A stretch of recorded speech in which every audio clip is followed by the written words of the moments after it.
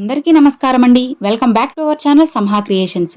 ఇక ఈరోజు వీడియో ఏంటి అంటే, భర్త ప్రవర్తన మారాలి అంటే భార్య ప్రతిరోజు ఉదయం లేవగానే ఇలా ప్రవర్తించాలి. నిరూపించే సాక్ష్యం లేనంత మాత్రాన నిజం అబద్ధం కాదు. అరిచి చెప్పే ఓపిక ఉన్నంత మాత్రాన అబద్ధం నిజమూ కాదు. ఏదో ఒక రోజు కాలమే అన్నిటికీ లెక్కలు చెప్తుంది.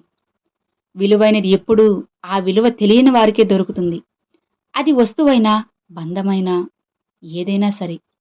ఈ ప్రపంచంలో కల్మషం లేని, మోసం చేయని ప్రేమ అమ్మానాన్నలు ప్రేమించే ప్రేమ మాత్రమే. వాళ్ళకి తిరిగి నువ్వు ప్రేమించు, పట్టెడన్నం పెట్టడం కూడా బరువై, బాధ్యత మరిచి, వారికి కరువు మిగిల్చి, అనాథలుగా రోడ్ల మీద వదిలేస్తున్నారు. నువ్వు ఒక కూతురువేనా? కొడుకువేనా? ఒక్కటి గుర్తుంచుకో, తాళి కట్టినవాడు ప్రేమించాలని లేదు, ప్రేమించినవాడు తాళి కట్టాలని లేదు. తాళి కట్టినవాడు ప్రేమించకపోయినా తాళికి గౌరవం ఇచ్చి జీవనం సాగిస్తుంది ఆడది. ఎంత సర్దుకుపోయినా ఆ భర్తకు మాత్రం అర్థం కాదు. ఒకరిని అర్థం చేసుకోలేని ఇద్దరిని కలిపి వేడుకగా చూస్తూ ఉంటారు. చాలామంది జీవితాల్లో ఇదే జరుగుతూ ఉంటుంది. ఆడవాళ్ళు నిజ జీవితంలో ఎలా బ్రతుకుతున్నారంటే, 60% మంది ఆడవాళ్ళు చావలేక, బ్రతకలేక, ఏదో తన పిల్లల్ని పెంచుకోవడం కోసం మాత్రమే బ్రతుకుతున్నారు. ఇంకా ఉన్న 20% ఆడవాళ్ళు కొన్ని విషయాలు బయటకు చెప్పుకోలేక శారీరకంగా, మానసికంగా బాధపడుతున్నారు. నవ్వుతూ ఉన్నవాడు 4 రకాలుగా మాట్లాడతాడు. బాధతో ఉన్నవాడు భావంతో మాట్లాడతాడు. ప్రేమతో ఉన్నవాడు చనువుతో మాట్లాడతాడు. కోపంతో ఉన్నవాడు కేకలు వేసి మరీ మాట్లాడతాడు. మంచివారు మార్పు కోసం మాట్లాడతారు. అసూయతో ఉన్నవారు చులకనగా మాట్లాడతారు. కానీ జ్ఞానం కలవాడు మాత్రం మౌనంగా ఆలోచించి మాట్లాడతారు. నిజానికి మాట మనిషిగా మారుస్తుంది. మౌనం మన మనసుని మారుస్తుంది.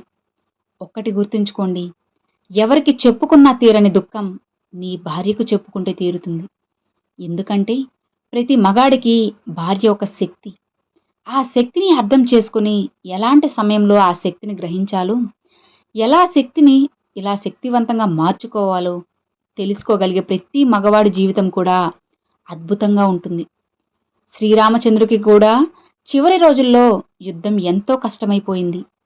నిరాశ చెంది ఇలా అనుకున్నాడు, సీతాదేవి వచ్చి నన్ను కౌగిలించుకుంటే బాగుండేది, నాకు శక్తి వచ్చేది అని. నేను శక్తిహీనుడిని అయిపోయాను అని.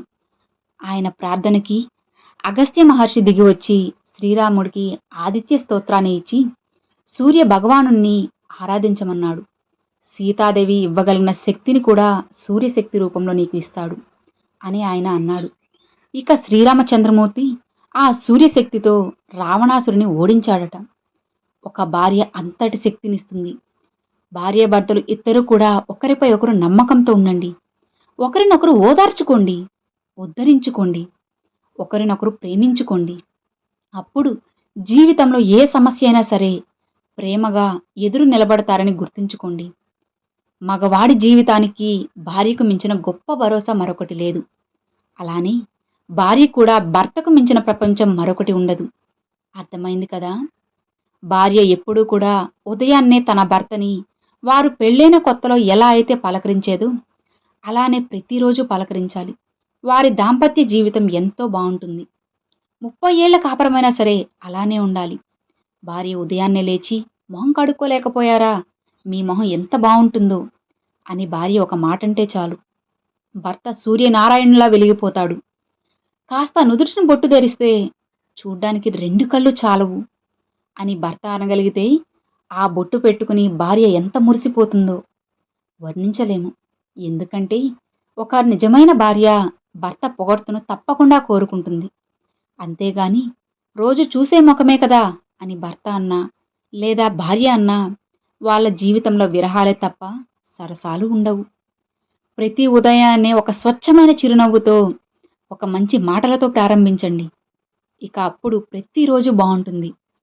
ఆనందంగా జీవించండి. ఎవరిని ఎక్కువగా నమ్మకండి. ఒక్కటి గుర్తుంచుకోండి, ఎండాకాలంలో నిన్ను రక్షించిన చెప్పులే వర్షాకాలంలో నీ మీద బురద చల్లుతాయి. ఎవరిని ఎక్కడ ఉంచాలో అక్కడ ఉంచడమే నేర్చుకోండి. జీవితంలో ఏ మరకా లేకుండా ప్రశాంతంగా జీవించగలుగుతారు అర్థమైంది కదా? ఒంటరిగా వస్తాము, ఒంటరిగానే పోతాము. మనిషి చేతుల్లో ఏదీ ఉండదు. ఉన్నన్ని రోజులు నలుగురిని ప్రేమించు. ఒంటరితనాన్ని నవ్వుతూ జయించు. నీకున్న కష్టాలను ఆనందంగా ఓడించు. ఒక్క గుండెలోనైనా నువ్వు చెక్కు చెదరని స్థానాన్ని సంపాదించు. ఇష్టపడి చేస్తే కష్టమైన పని కూడా సులువుగా పూర్తవుతుంది. అయిష్టంగా చేస్తే సులువైన పని కూడా కష్టంగా మారుతుందని తెలుసుకో. నీ జీవితంలో వదిలి వెళ్ళిన వాళ్ళ గురించి ఆలోచించకు. జీవితంలో ఉన్నవాళ్ళు శాశ్వతమని భావించకు. ఎవరో వచ్చి నీ బాధను అర్థం చేసుకుంటారని ఊహించుకోకు. నీకు నువ్వే ధైర్యం కావాలి. నీకు నువ్వే నిలబడాలి. వెలుగు లేదని చీకట్లోనే ఉండిపోతారా?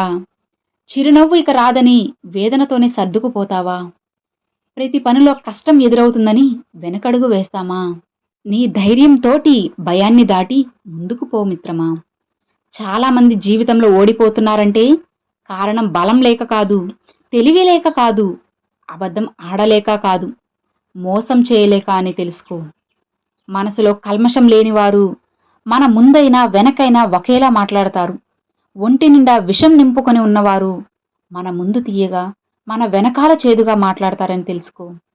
కానీ ఒకటి మాత్రం నిజం, సింహంతో స్నేహం చేయవచ్చు, కానీ గుంట నక్కలతో దోస్తీ అత్యంత ప్రమాదకరమని తెలుసుకోండి. ధైర్యంగా ఉండండి, ఆత్మవిశ్వాసంతో ఉండండి. అంతా మంచే జరుగుతుంది. Thanks for watching friends.